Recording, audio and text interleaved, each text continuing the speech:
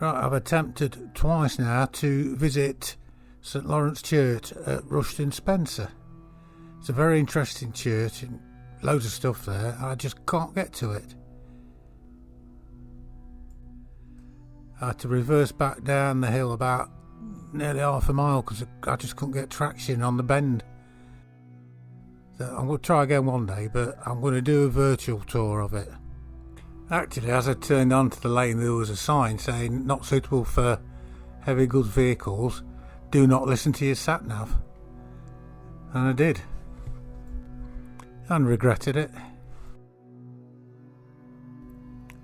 So, the Church of St Lawrence is on high ground, southwest of the village, just over half a mile or so. And because of its remote location, it's been called the Chapel in the Wilderness.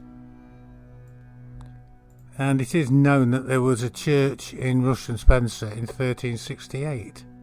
And the existing Grade 2 building has medieval timber framing and was built in sandstone in 17th century. Lovely looking church, very unusual. And there's a large stone font probably from the 13th century. And the demolition of the church was recommended in 1830. Instead, the building was refurbished, luckily. And interestingly, work close to a door behind the altar in, I think it was 1956, revealed a flight of steps that they didn't know about. And it led down to a forgotten family vault. At least one of the coffins had been plundered for its lead and silver. Now, there's at least two legends to this place. The first one is about a field beneath the church is supposedly where the deeply grooved Satan stone was rolled to, having originally been where the church is over 800 years ago. It is said to be a stone where the devil once sat, after moving the stones around which the monks were using to construct the church with, making a damn nuisance of himself as he does. And the stones are said to be grooved from where Satan's ass had burned into the stone. There are also two large mysterious stones just outside of the church, and one sunk into the earth. But what they were for, nobody seems to know, but I suspect their use was ancient. And there's also the crude remains of an ancient cross just across the path from the church. And it's got a cross carved into the top of the stone. And this could be Celtic, setting the site way back in time. And the churchyard is encircled by yews, which gives the place definite wow factor. And there is obviously, there usually is, a very old veteran yew tree in the churchyard. It's become hollowed, so it must be very old, and it's got an internal stem.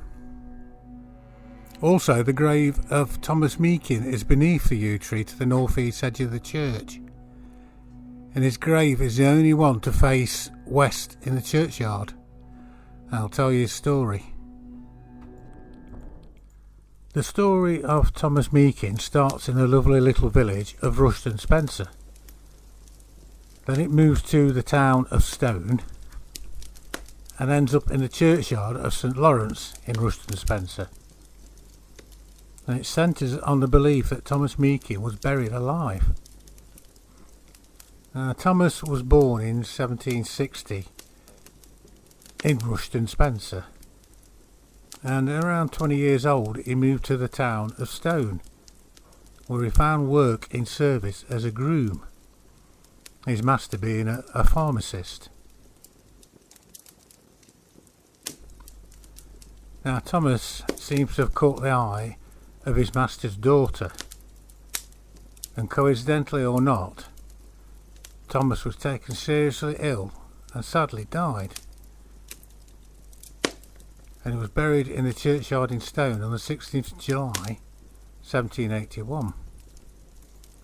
Now normally it would have been regarded as simply the sad death of a young man, but then we have the tale of a pony which had been in Thomas's charge, and it kept making its way to Thomas's grave and attempting to dig the soil with his hooves. Now this started to cause a lot of talk and suspicion amongst Thomas's friends, and no doubt the people of Stone. And it happened too many times. And almost to the year of his death, his grave was exhumed, and on opening the coffin, Thomas's body was found to be face down. And it was believed that Thomas had been given a very, very powerful narcotic, which did not kill him, but gave him the appearance of death.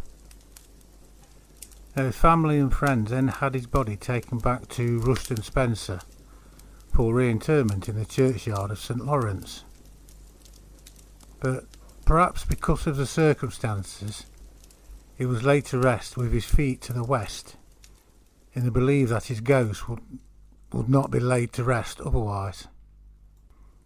The parish register at Stone, the records state that Thomas Meakin of Stone was buried on July 16, 1781, and was removed and reburied at Ruston Spencer on July 17, 1782.